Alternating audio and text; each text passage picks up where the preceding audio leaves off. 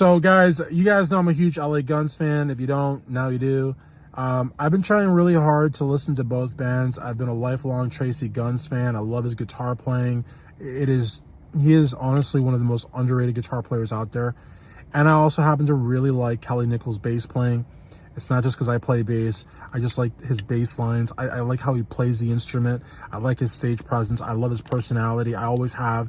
And I'm so happy to see him back because he was like gone for like basically like, I don't know what, like 20 years or something. I know that they did the Black Beauties reunion record there with Deadline, but I don't think he actually toured on that. I think they recorded it and that was it.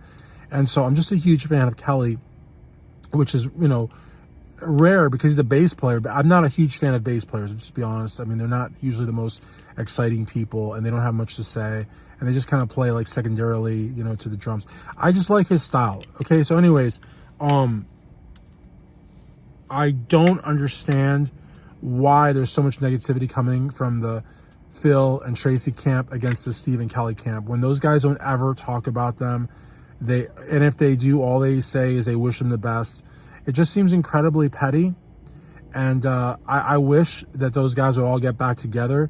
I wish Mick Cripps would get back with them.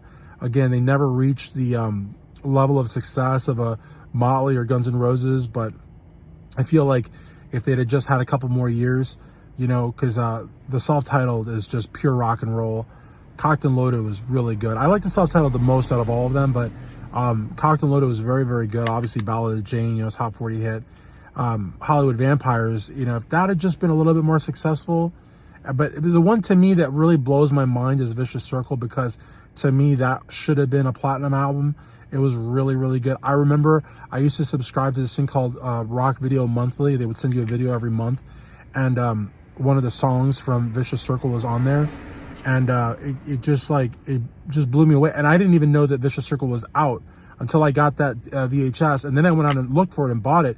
But the record company really did zero for that album, and I still think it sold over 100,000 copies, which just goes to show you how good of a record it was. But I look, aside from the fact that they never reached the success of a Motley or Guns N' Roses, if those five guys who are all alive, who all play great, and who should all be making music together, if they got together, it would not take much for a management company to book together a great U.S. tour, Canadian dates, European dates, South American dates, Japanese dates, Australian dates. It would not be hard to do. They would not even have to be part of a package deal. They could be a standalone with a good opening act, or yes, they could be part of a package deal, and they could just kill it. They could absolutely kill it. And there's no reason why they can't do that except for some pettiness between the two.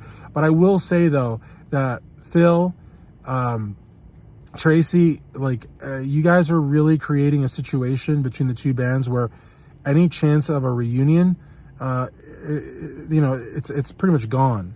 Because again, I'm not, you know, I'm just saying, as a fan, I am a fan, and I've seen you guys live, and I love all you guys, and you guys make amazing music. But you guys are basically throwing punches at a band that has done nothing to you, has said nothing bad about you, and we, the fans, we're noticing it. And unless you cannot read between the lines or you cannot see the writing on the wall, what you're eventually going to do is you're going to push your fans to that band. I'm a fan of both bands, but I'm just saying, you guys are being so negative that even people that want to go to your side over their side, you are pushing them to the other side. So if you don't want to do the right thing, you know, because you know, those guys were your brothers, because you know, at one point in time you guys made some amazing records together, at least do it for your own financial well-being, because essentially what you're doing is you're taking money off of your table and you're sending it to theirs.